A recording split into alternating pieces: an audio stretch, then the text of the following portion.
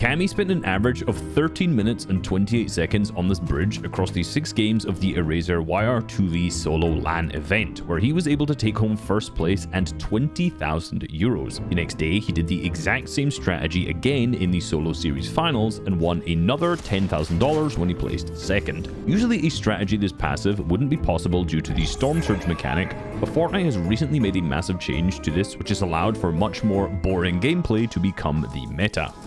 Now, I don't know about you, but I find watching players sitting in a box for 26 minutes pretty boring. Now, if you're into that kind of thing, keep that opinion to yourself. Normal people realized that the counter to this was just to add the Storm Surge mechanic. The Storm Surge mechanic deals damage to the players who have dealt the least damage, which means that being passive isn't really that much of an option. If you sit in a box and do nothing, you're gonna die to Storm Surge, so you at least have to get active and shoot people. Unfortunately, the evolution of this has just led to everyone teaming and trading damage back and forth with each other, intentionally not killing each other so that they can deal a lot of damage and basically completely bypass Storm Surge. I won't go more into this, but I have a full video covering this and how it got so bad, which I will link at the end. Obviously, Epic Games knows this is teaming. I mean, players are intentionally not killing each other so they can just rack up damage. So a few days before the Eraser LAN, they put a patch into the game to change Storm Surge from damage dealt to net damage. And still to date, this is actually the Storm Surge which is in competitive right now. So what this means is, rather than Storm Surge dealing damage to the players who have dealt the least damage, Storm Surge now damages the players who have the worst net damage. Now, net damage is a new concept, but it's basically damage ratio. If you deal damage to other players, you will gain damage. If you get hit by other players, you will lose damage. So if someone has dealt 100 damage to another player, but has been hit for 250 across the game, their net damage is minus 150. A player who has dealt 0 damage, but has been hit for 50, has a net damage of minus 50. If you've dealt 50 damage, but been hit 0, you're at positive 50 net damage. The pro players are not so happy about this change. There's got to be another way for Surge. I don't believe that they came out with a shit. It's actually awful. Honestly, this game blows right now. Surge needs a major change. Put old Surge back, add bullet drop, don't make broken ARs, and add snipers. This Surge is so bad, I don't understand why it's added. Now, to understand these complaints, we need to look at the success of Cammy's bridge strategy. Now, I attended the Eraser LAN in Hamburg this weekend as a creator. Thanks to them for inviting me out. And I asked a lot of the players when they were there what they actually thought of this Surge. Now, Cammy, who was in second place at the time where I asked him this question, said he didn't like it, but he said because it was so boring and too easy. Now, I'm going to get nerdy for a second here and say a lot of numbers, so stick with me and I'll simplify all of this at the end. In order for Storm Surge to activate, there has to be a certain amount of people alive for each zone. In the 5th zone, for example, there needs to be over 78 people alive, and then Storm Surge will activate until there are 78 people left. Importantly to note, in the Simpsons season, where there's 80 players total instead of 100, these thresholds are actually different, but the same theories still apply. You can see that in Game 1 of the Eraser Cup, when the warning pops up, there are 81 people alive.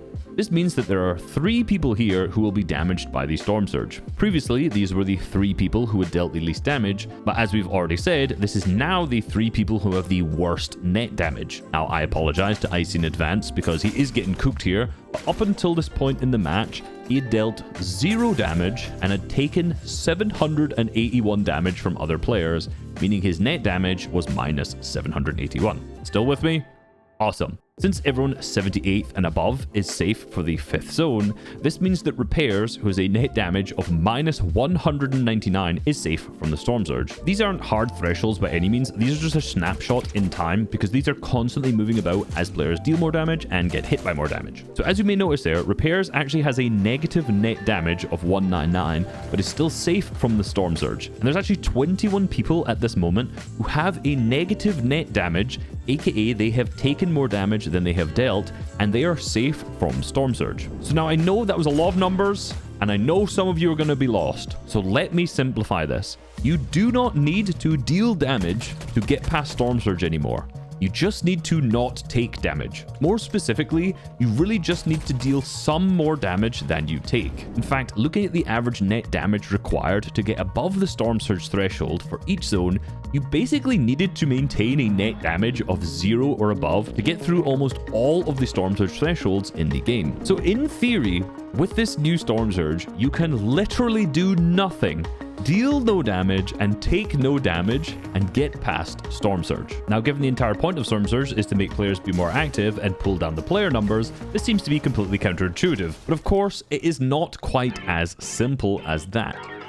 This lobby has 100 of the best players Europe has to offer, so taking no damage isn't an easy task. It's not like you can just sit in a bush, because eventually you're going to have to rotate from there, and there's players who just want to damage you at all times, so whenever you're actually moving, it's very, very, very difficult to not take any damage. Everyone in the Fortnite scene knows that if you want to learn a meta, you just have to watch the first Cammy tournament of the season, and using the strategy that I'm going to talk about in a second, he only took 235 damage through an entire match. And despite the fact that this season is over, all of the principles of this strategy apply to any season that this Storm Surge is in. Speaking to a lot of players at the event, they weren't really that prepped and they weren't really that locked in, but Cammy came more prepped than anyone to play this meta. As a side note, there was a couple technical issues at the end of the event, and a lot of those players were just frustrated and tilted and just messing around. But every time that Cammy did manage to get into a game, which eventually got cancelled, he was running through his loot path and still practicing on the day of the event. So he was truly locked into this new meta.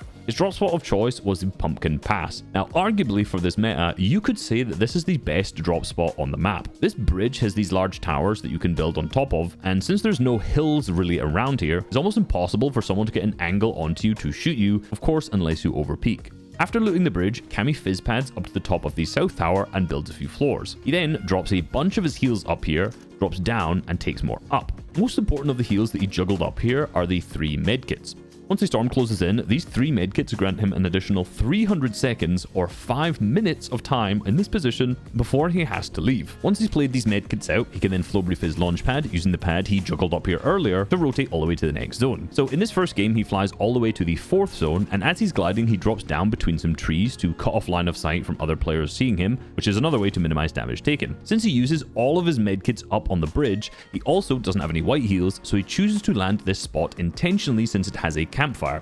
And I'll be honest, I swear nobody knows the positions of these anymore. But because of this, he's essentially skipped 3 to 4 entire zones, taking no damage, and is still 200 HP with capped materials. In this match in particular, up until the 5th zone, Cammy only took a total of 65 damage, however he dealt 346 from the bridge strat, so his net damage was plus 281. This was actually the 3rd highest in the entire lobby, and way higher than the minus 199 that was needed. Now, this was pretty much his strategy in 6 of these 6 games. But it's actually interesting how little damage Cammy dealt in comparison to the rest of the lobby. Out of these 6 games, there was only a single match where Cammy was in the top 10 of damage dealt, despite having 4 matches where he was actually in the top 10 for placement. In his last game, he placed 4th with 0 eliminations, actually only dealing 286 damage the entire game. Now, out of all players this game, this made him rank 44th for damage, but you've got to remember, since he stayed alive till 4th, he was alive for way longer than other people, but only got the 44th most damage. There were other players like Flixie who had over 1,800 damage.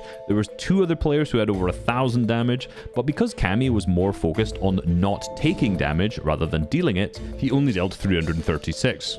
However, because of the bridge strat and his great rotations in the endgame, he only actually took 235 damage the entire match. When you account for the fact that around 100 of this damage was in the final moving zone when he had already run out of materials, he basically made it to the final moving zone, a full 25-minute match, by only taking 135 damage. And the Simpsons season has a very similar strat to the bridge strat, which allows you to basically take no damage by skipping the mid-game. Because fishing from water, not even within a fishing spot, had a high chance of granting players the Blinky Fish, which is the main mobility item for this season, along with floppers and small fries, players were just boxing up on this lake and doing literally nothing outside of fishing. In this match from the first tournament of the season, Craig and Artist dealt 0 damage and took 0 damage doing this strategy all the way up until the 8th zone. Now, thankfully, this fishing strategy was nerfed, but it's clear that Storm Surge no longer promotes aggression. In fact, it's doing the complete opposite. I'll be honest though, I would much rather have this than players just teaming by trading damage back and forth with each other. But this is boring. You get to a good position, you box up, You wait, you rotate as safely as you can, building as much as possible on every rotate to avoid taking as much damage, or you play a hill, or you play in the storm. You basically do anything you can to not take damage from other players. But on top of that, it's also extremely RNG. Most of the biggest complaints I've seen is that if you pull a lot of far zones, you're basically just going to take a lot of damage, especially if you don't have any good mobility items, so you could die to Storm Surge, and then pulling zones really works in your favor. Cammy, for example, in the Eraser Cup, pulled 3 of these 6 fifth zones very close to where he dropped, which allowed him to stay on top of the bridge for much longer. Now, his strategy was pretty much still the same when these zones did pull far. However, these closer zone pulls mean less rotating, which means less chances to get hit, which means his net damage is higher. So naturally, you would expect a lot of the higher placing players to drop in the middle of the map. But in the Eraser Cup, that really wasn't true. Looking at where the top 10 players placed, the closest to the center of the map was really OXR HQ, but outside of that, there's a lot of players that were right on the edge. I mean, Cammy himself was still pretty close to the edge of the map. If we also look at the solo series, there were more players landing near the middle of the map, definitely, but out of the top 10, there were still a lot of players close to the edge. I mean, Teeny won from Supernova Academy, which is absolutely nowhere near the middle of the map. So with this new Storm Surge, pulling zones definitely helps, but being mid-map to maximize this doesn't seem to matter that much. Thankfully, with the new smaller map in the Simpsons season, Storm Surge doesn't seem to be that much of a factor, but in games where it is, boring gameplay is definitely the meta. Now, if you want to see why this change was so desperately needed, you can click this video on screen right now to see how this structure ruined FNCS.